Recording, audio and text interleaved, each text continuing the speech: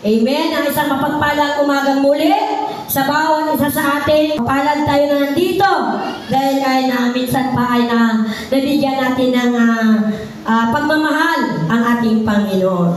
Amen. Amen po ba? Amen. Minsan pa palakpakan natin ang Panginoon. Yan. Hallelujah. Yes. At ngayon po, binibigay ko na po ang pagkakataon sa ating pastor. Hallelujah! Magandang umaga po sa ating lahat. At welcome po. Hallelujah! Purihin ang Panginoon. Tayo po muna ay manalangin. Father God, salamat po Panginoon sa umaga nito Panginoon. Nabigyan mo kami Panginoon ng magandang panahon. Salamat Panginoon sa kalakasan, sa kalusugan, sa kagalingan ng mga lupang katawan naman. Salamat sa mga pagpapala na pinagkaloob. Ngayong umaga Panginoon, hinihiling ko Lord na bigyan mo Panginoon ng pangunawang bawat isa, maunawaan namin ang mga salita sa umagang ito. At ito po ay magamit namin sa aming mga buhay. Salamat po Panginoon. Ako po bilang lingkod mo Panginoon, bigyan mo ako ng katalinuhan na ito'y maibahagi ayon lang sa iyong kalubukan. Pagpalain mo Panginoon ay mga salita sa umaga nito. Ang dalangin sa pangalan ng Panginoong Jesus. Amen. Thank you Lord. Purihin ang Panginoon.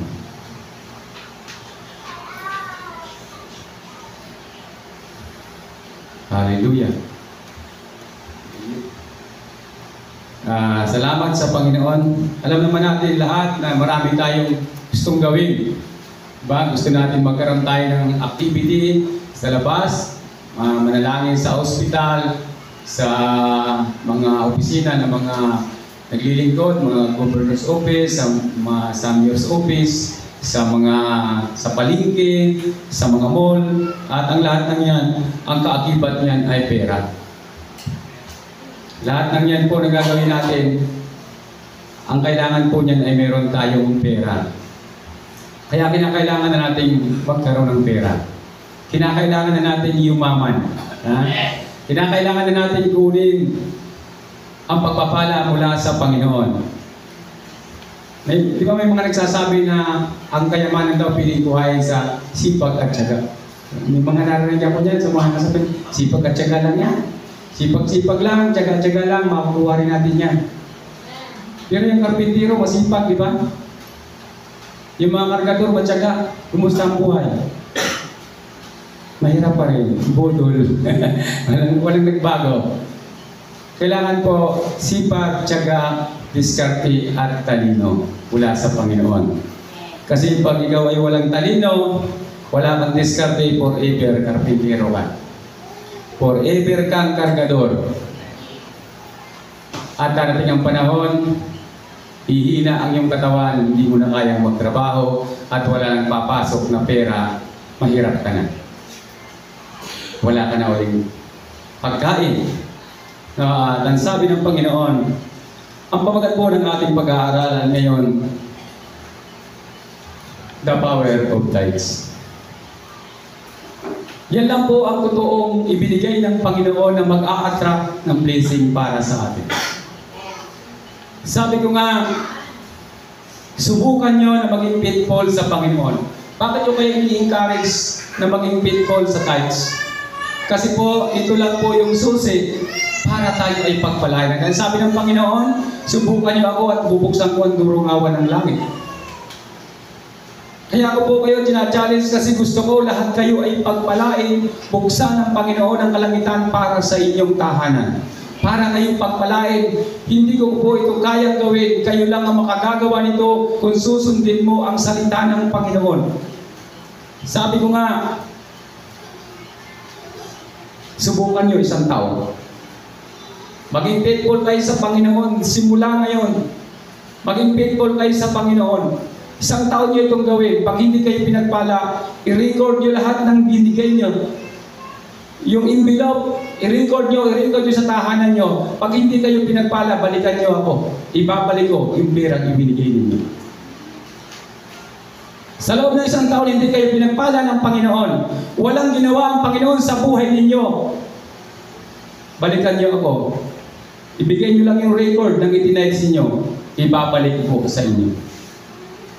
Dahil ang daming taong nagpatotoo, simula nang sila'y magbigay sa Panginoon, pinagpala, naging mayaman, naging milyonaryo, naging masagana, naging malusog, at pinagpala ang buong pamilya nila. walang nagpatotoo na naging faithful sa Panginoon na naghirap at nagkaroon ng problema na hindi nila nasolve. Tandaan ninyo, isang taon, bilangin ninyo lahat ng kinikita ninyo. Bigay yung 10% sa Panginoon. Pag hindi kayo pinagpala, ibabalik ko sa inyo after 1 year. Tutubuan ko pa kung gusto niyo. Pero pag pinagpala kayo, ituloy-tuloy mo. Hindi po nagkakamali kailanman ang salita ng Panginoon. Ang sabi po niya sa Malakay 3:10,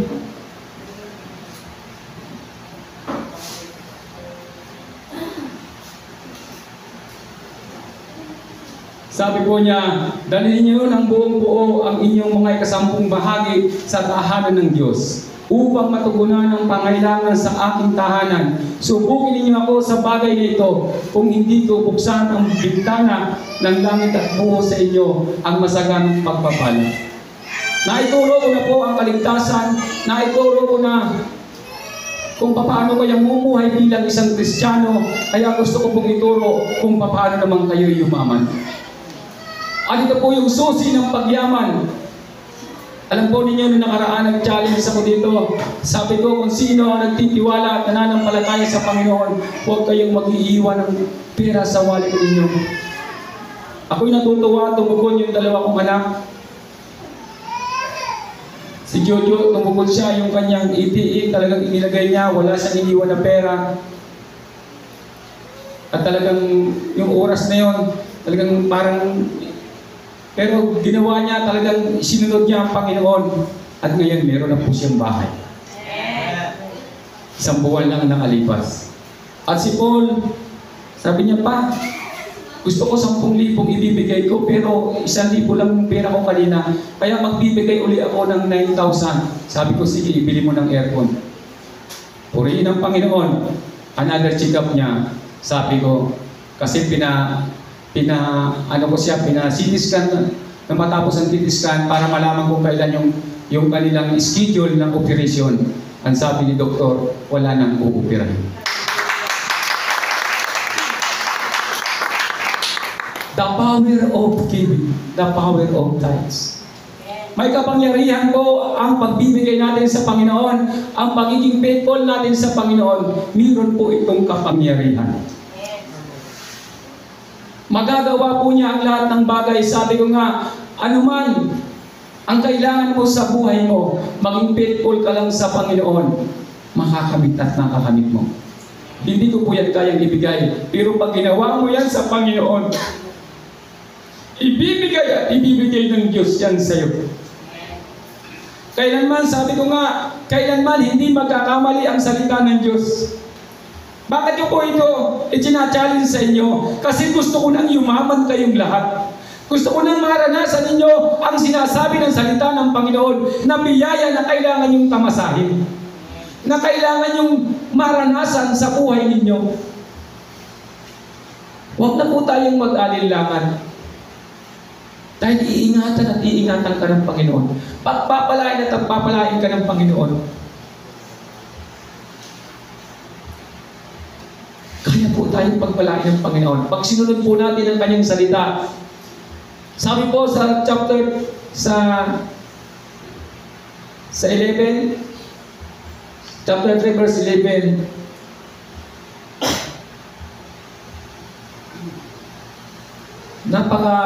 ang kasalita po ng Panginoon kailanman ay hindi po nagbabago.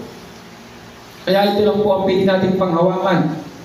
Sabi niya sa 11, dalhin ninyo ng buong buo ang inyong, hallelujah, yung 11 po. Sabi niya, hindi ko rin hahayaang salantain ng mga balang ang inyong mga pananim at mamumunga ng sagana ang inyong mga ubasan. Hindi po sasalantain. Ang ating katawan, iingatan ng Panginoon. Bakit yung minsan tayo ay mahina, matamlay, kasi po nagkukulang tayo sa pagtitiwala sa Panginoon. Kaya nagkukulang ang isa pong pananim, pagkulang sa dilig, Ang isang kahit anong klaseng halaman, pag kulang sa pag-aalaga, ito po ay nalalanta at hindi namumunga. Tayo po bilang mga anak ng Panginoon, hindi po tayo pababayaan ng Panginoon pag sinusunod natin ang kanyang mga salita. Pasasaganahin kanya kahit ang iyong katawan, aayusin kanya kung mayroong karamdaman, sabi niya, hindi padadalhan, sabi niya, hindi ko rin hayaang salantain ng mga bala ng inyong mga pananim. At ito po sa panahon natin ngayon, yung ating katawan, yung ating trabaho, yung ating pinagkikitaan, hindi hayaan ng Panginoon na ito ay masalanta. Una sa lahat, ang katawan natin. Yung kalusugan natin, napakahalaga. Sabi ko nga, yung pera ni Paul, imbis na napunta sa hospital, napunta sa templo ng Panginoon. Yung himala po ng Panginoon, lahat po ng, sabi ko, salamat sa Panginoon sa pagtugon nila. Talaga si Paul humabol, sabi niya pa, gusto ko ibigay ito.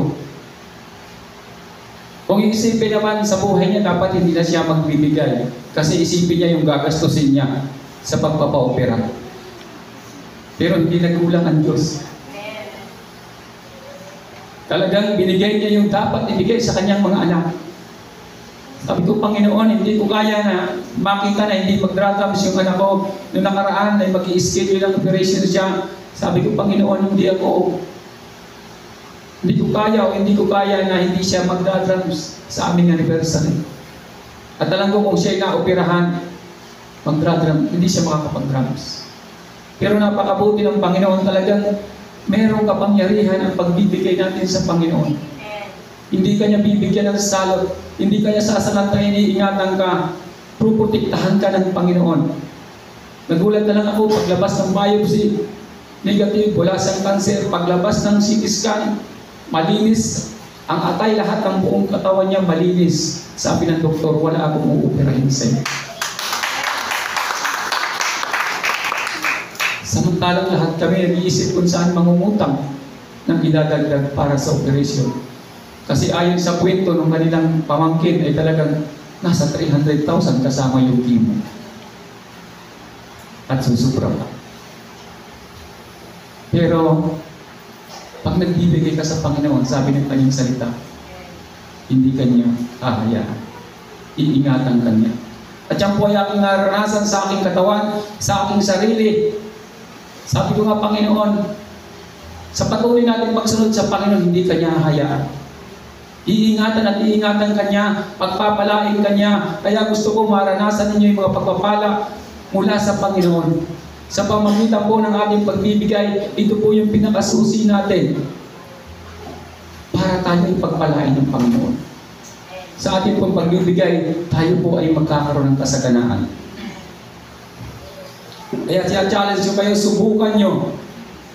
1 year, ilista nyo lang ang inyong mga ibigay. After 1 year, pag hindi kayo pinagpala, pumunta kayo sa akin, ilabas niyo lahat yung lista ng ibinigay niyo. Ibabalik ko po sa inyo. Ibabalik ko sa inyo. Pero pag pinagpala kayo, dire-diretso na. Tandaan niyo, pag kayo naging faithful sa Panginoon, kahit karamdaman niyo, tatanggalin ng Diyos. Palalayain kayo ng Panginoon sa kahirapan. Palalayain kayo sa karamdaman. Iyaangat ang inyong buhay. Pag sinunod po ang salita ng Panginoon. Ang sabi po sa susunod ng mga verse,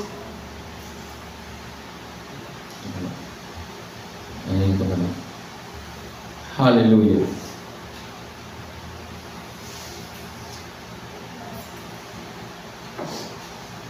Sabi po sa Kawikaan,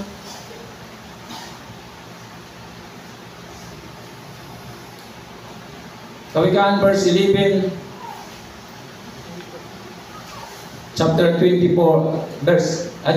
11 verse 24 to 25. Ang tao mapagbigay ay lalong yumayaman, ngunit naghihirap ang tikong na mga kamay.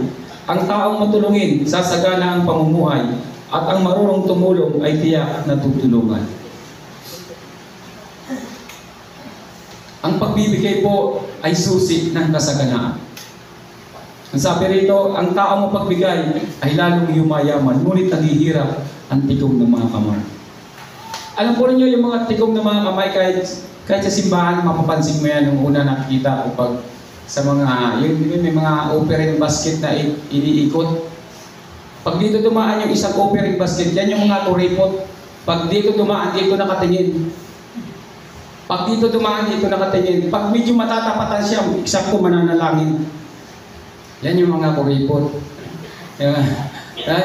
Ganon eh, may mga simbahan na ganon, dinadaan. Kung minsan iihi yan. Hindi masyado namang pansin. Diba? Alam po ninyo, sa pagbibigay po, yun po yung susi ng pagpapala. Yan po talaga ang susi ng pagpapala sa ating pagbibigay. Kahit subukan mo, pag ikaw ay kumain sa mga restaurant, tapos ikaw ay nagtitip, okay lang kasi yung mga 20, hindi yan mabigat, pero pag nagbibigay ka na ng 200, mabigat na yan, parang hindi mo kakayanin. Pero gulatin mo yung utak mo. Pag kumain ka, mag-tip ka ng 500, 1,000. Pagpunta mo sa restaurant na yun, nag-uunahan yung mga waiter sa'yo. Pagpunta mo sa pagupitan, ako ang style ko sa pag ako nagpapagupit, pag hindi ko pa kabisado yung barbero, binabayaran ko agad bago ako umupo. Bawa, ang gupit ay 50, binibigyan ko agad ng 100 bago ako umupo sa upuan. Pinagaganda niya yung serbisyo. Pag suki ko naman, saka ako binibigyan. Pero hindi ako nagpapagupit ng eksaktong bayad. Talagang dinudubli ko basta ako'y nagpapagupit. Kaya pag ako pumunta ron, parang dali-dali sila para ako sa kanilang makaupo. Kaya alam po ninyo, yung pagbibigay, ito po yung susi ng pagpapala. Maliit lang yung susi, di ba? Pero pag nabuksan, yung isang lugar malaki. Sabi ko nga, subukan mong sumakay sa sasakyan mo na hindi mo dala yung susi, hindi mo yun mapapaandar. Hindi mo magagamit. Napakahalaga po yung susi. At ang susi po ay pagbibigay. Ang tao mapagbigay ay lalong yumayaman, ngunit naghihirap ang tikom ng mga kamay. Naalaala ko yung nanay ko nung una, hindi ko talaga makalimutan nung kami ay nasa bukid nakatira noon. Nagsasain siya, yung bigas namin, naisalang na, nahugasan na, isasalang na lang. Dumating yung kapitbahay namin. Wala daw hapunan. Ginawa ng nanay ko, kinuha yung bigas, hinati, dinagdagan ng tubig, nilugaw. Yung kalahati, ibinigay doon sa kapitbahay. Sabi ng kapatid ko, "Ma, hindi mo naman nakain ng lugaw." Hindi pwede, sabi niya. Kakain tayo yung mga, ang dami pa naman nilang anak. Lugaw, nilugaw na lang niya. Yung lugaw, inulaman namin ng gulay. Sabi ko, hindi ko rin maunawaan ng una, bakit ginagawa yun? Pero pag dumating po ang panahon na kailangan ka, maunawaan mo. Maunawaan mo. Naalala ko yung dalawang magkapatid na nagkaroon ng, sa kanilang lugar ng bagyo. Malakas na bagyo at ang dilim ng paligid. Yung isang kapatid niya nagluto sa kanila. Habang nung maluto na niya, dali-dali siyang lumakad sa dilim. Yung isa namang kapatid niya, ganoon din pala nagluto. Kasi iniisip niya, baka yung kapatid ko nagugutom. Kailangan magluto na ako kasi pagdating sa kanila, baka hindi makapagluto, baka basa ang kanilang bahay, baka natanggal na ang atin. At sa gitna ng dilim, bigla silang nagkabangga. Nagulat sila pag may nabanggaan siyang tao. Yung kapatid pala niya. Nagkabangga silang dalawa dahil sa kanilang iniisip na gusto niyang matulungan. Yun yung pagtulong na hinahanap ng Diyos. Yun yung mga bagay na pag nagagawa mo, naglalabas ng biyaya ang Panginoon. Nagbubukas ang kalangitan para sa iyo. Amen. Yung mga bagay po na itinuturo ng kanyang salita, pag ating pong ginagawa, mararanasan mo ang kasaganaan sa buhay. Pero ang sabi niya dito sa 24, ngunit naghihirap ang tikom ng mga kamay. Kaya pala yung mga bata, Pag bata pa, ang itinuturo agad ng magulang, close, open. Close, close, open, close, open. Kasi tinuturoan magbigay. Tumanggap, magbigay, tumanggap, magbigay. Kasi pag puro lang yung close, hindi yan tatanggap, matatapon lang. Tinuturoan magbigay. Bata pa lang yun ang unang itinuturo ng magulang. Yung pagbibigay. Pag natuto sila noon, napakahalaga po. Alam mo tayo po mga Kristiyano, dapat tayo hindi po tayo take care. Dapat tayo po ay talagang giver.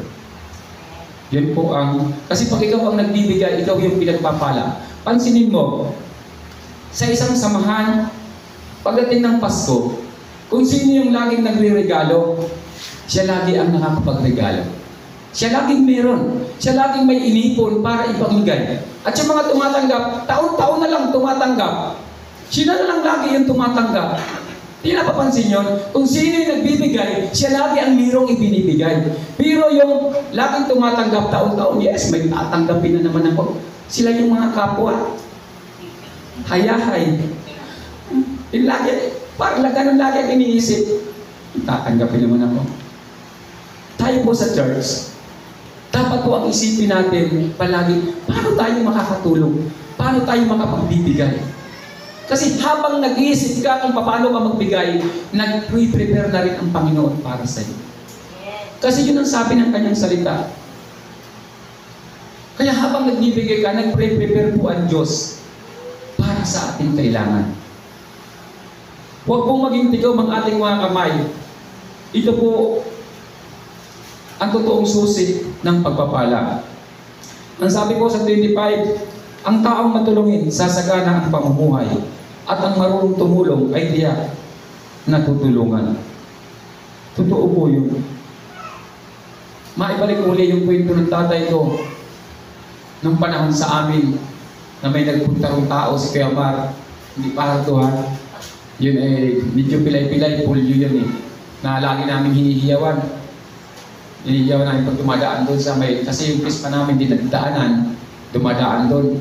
Ay naging kumpare ng tatay ko kasi mahilig pa sila mag-shot-shot noon. Pag uuwi, pinapadala ng tatay ko ng hipon, 2 linggo siya nagpakasyon doon. Yung pala nagpakasyon lang, hindi naman alam ang tatay ko na may trabaho yun sa Manila. Kahit hiyaw-hiyawan mo lang yun, mabait kasi yung matanda na yun. Mga edad niya ng una, mga sigdad ko na ngayon, mga 50 pataas. Isang araw, dumaan yung bagyo sa amin na dumadaan kung anong bagyo yun, basta ang lakas ng bagyo na yun eh. Kasi yung kamote, nalukot yung bagi ng kamote. Yung tinatawag na yung malaking kawa. Ano sa hangin, mababang masyado yung hangin. Sabi nga nung tiyo ko, yung light daw niya, kilo yung liwanag. Pag nilalight yung gano'n, gumagano yung liwanag sa sobrang lakas ng hangin. Grabe yung bagyo na yun. Kaya, nawasak yung aming pispan. At yung tatay ko, nag-isip siya na pumunta ng Manila para magtrabaho. Isang linggo na siya sa Manila, pumunta rin sa Alabang, doon sa tiyo ko. Wala pa siya napasukan.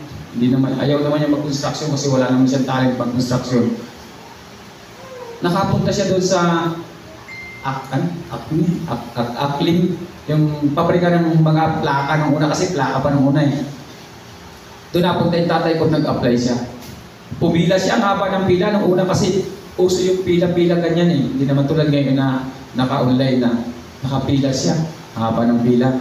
Dumaan ngayon yun si Kuya Mar. Nakita siya, nalingunan siya, oh, nagkano ka dyan? Nag-apply ako ng trabaho.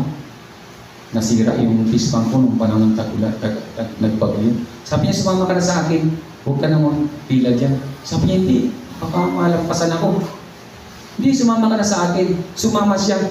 Pagdating doon sa pinaperol na agad siya ron. Sabi niya, start na ngayon ang trabaho mo. Sabi niya, anong posisyon mo dito? Parang supervisor pala yun doon. Supervisor pala siya doon. Nakapasok agad yung tatay ko. At pag-uwi niya, naka-advance agad ng pera, nakapagpadala sa amin. Ganun po yung favor ng Panginoon sa mga taong matulungin.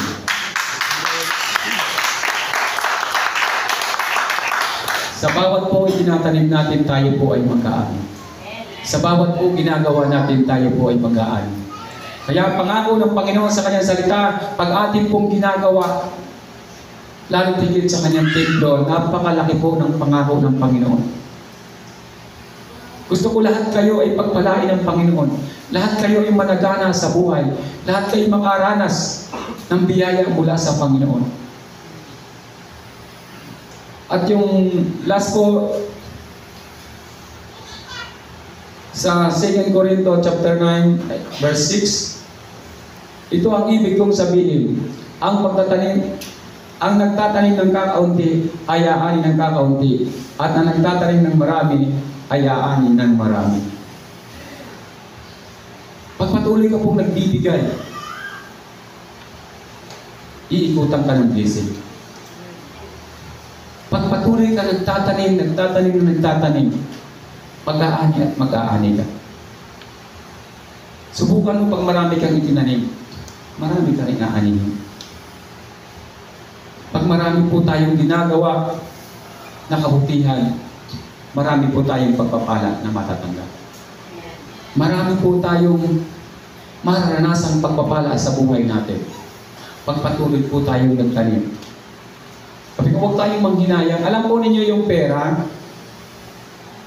Kaya ang ginagawa ko pag yung para sa Panginoon, kasi pag talagang hindi mo inilaan yan doon, magagastos mo yan. Kuminsan pa naman, pag malapit na yung linggo, saka po yan magagastos. Ay, okay na lang kasi ano naman Panginoon, naunawaan naman ako ng Panginoon.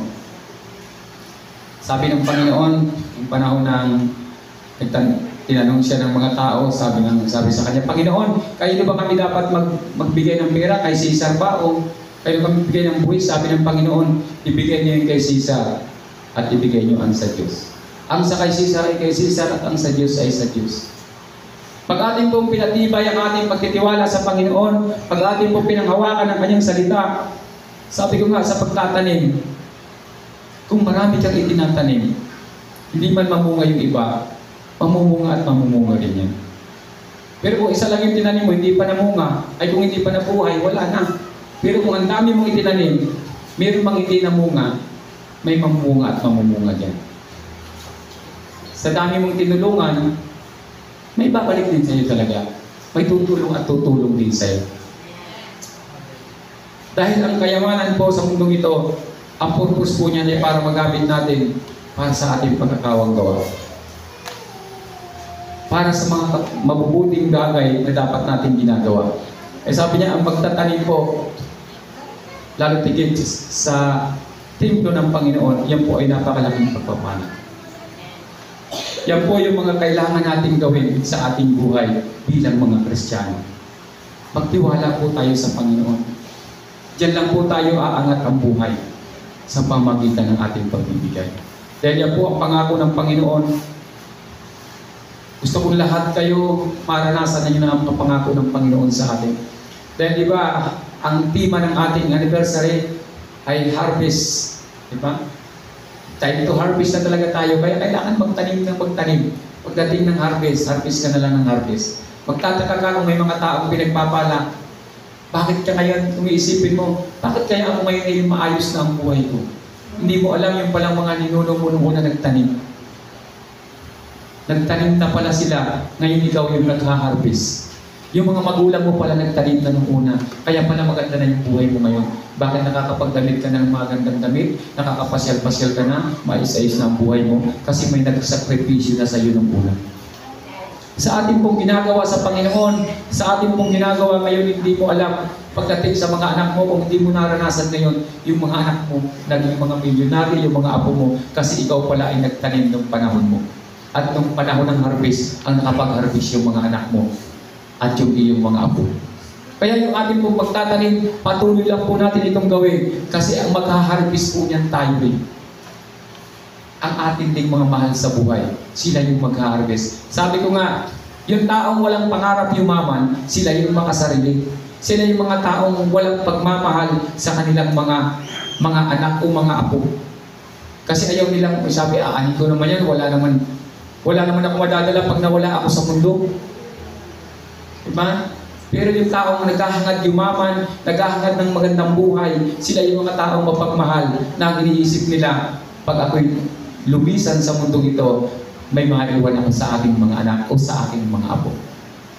Yan po dapat ang ating panuntunan sa ating mga ginagawa. Kaya patuloy po tayong magbigay sa Panginoon, patuloy tayong gumawa ng magandang bagay. Purihin ang Panginoon. Ako po ay magtatapos sa isang kwento. Mayroon pong isang engineer. Yung engineer ay nag-aaral siya kasi ang magulang niya ay mayaman. Siya ay naging engineer kasi mahilig silang magpatayo ng malalaking gusali, ng mga mall-mallit. Isang araw, pinatawag siya ng kanyang tatay. Sabi niya, anak, ikaw ang pamamahalain ko ng isang malaking gusali doon sa lugar na yon. Sabi niya, opo. Pinapunta siya ron at nung ipinagawa niya, halimbawa yung budget ay 10 million, binadgetan ng anak ng 5 million. Yung 10 na na bakal, ginawa lang niyang 8 tinipid-tipid niya, dami niyang nakuha. Ang dami niya, nung matapos na, ang ganda na, naayos na yung building, nagkaroon ng kasiyahan, pinatawag ng magulang yung kanyang anak. At sa gitna ng kasiyahan, matapos ipakilala, sabi niya, anak, kaya ikaw ang pinamahala ko ng building na ito kasi sa iyo ko ito ibibigay. Ibinigay yung susi sa anak at nanlumo yung anak niya kasi alam niya yung building na yon, ilang taon lang ang itatagal at tubuhon.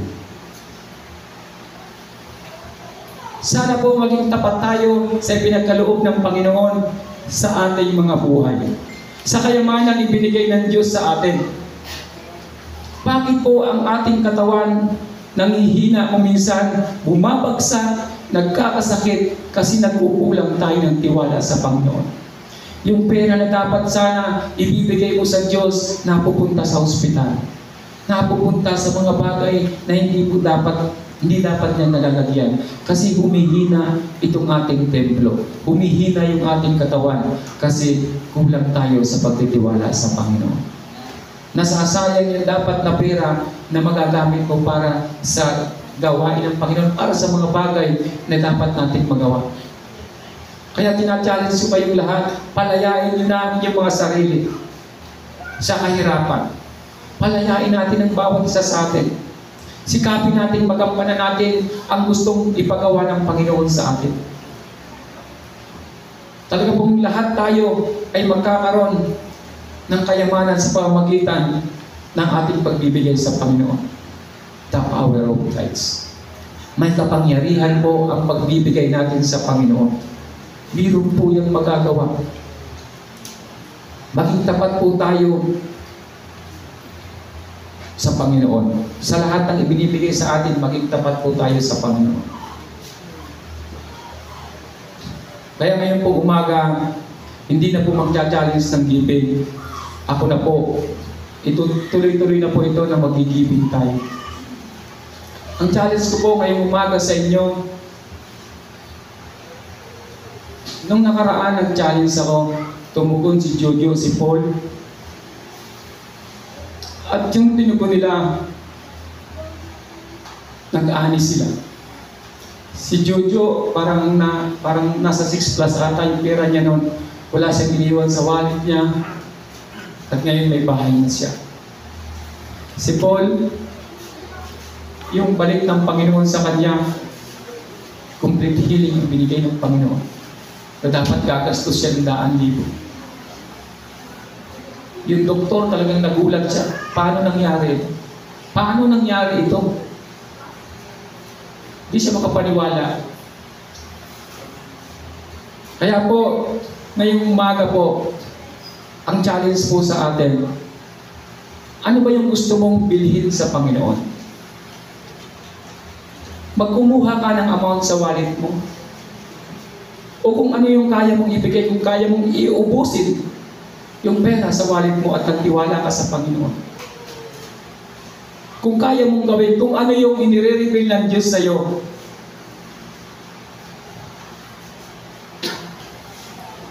Iyanin mo ang Panginoon, Lord, itong pera kong ito ang kailangan ko. Panginoon, ito ay para sa kagalingan ko.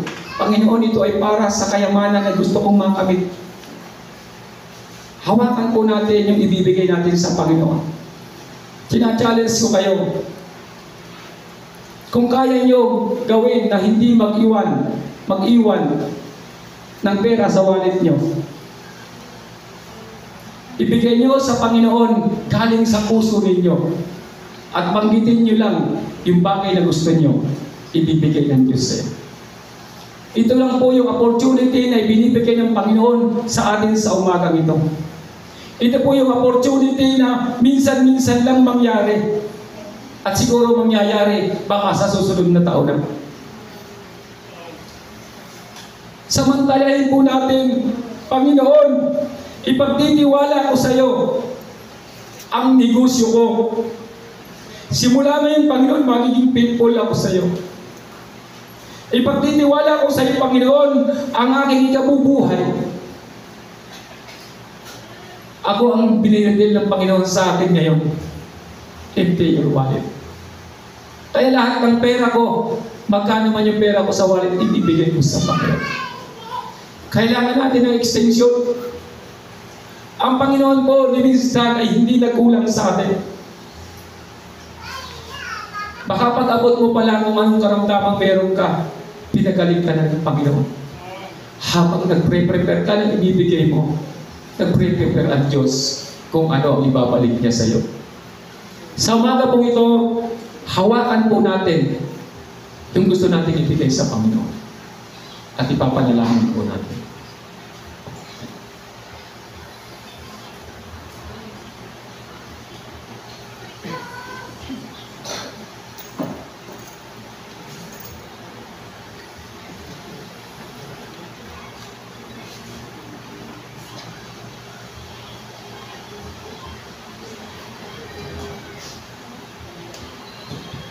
Hallelujah. Purihin ang Panginoon.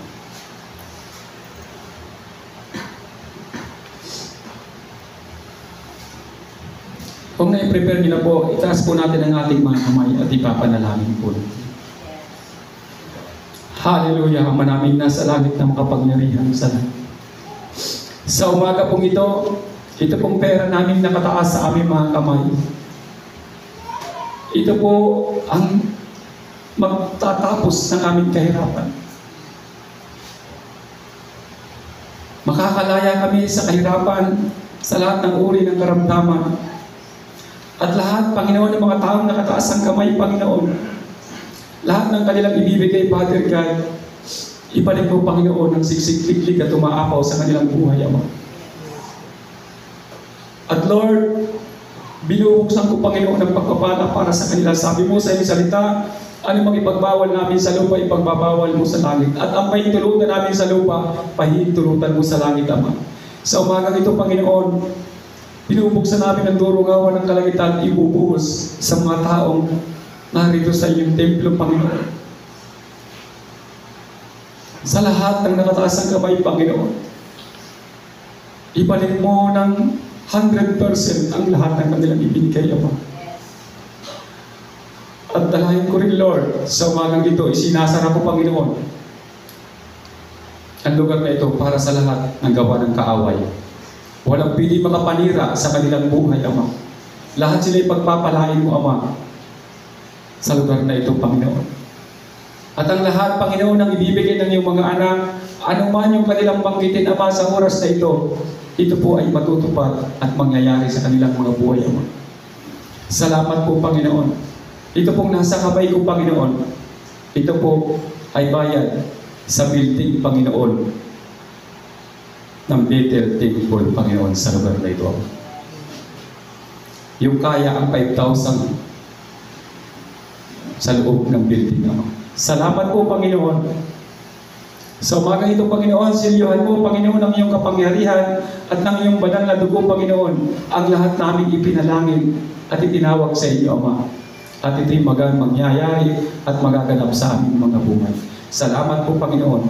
Basbasan niyo po ang bawat isa sa amin. Pagdalangin sa pangalan ng Panginoong Jesus. Amen. Pagbigay na po tayo. Ang kalan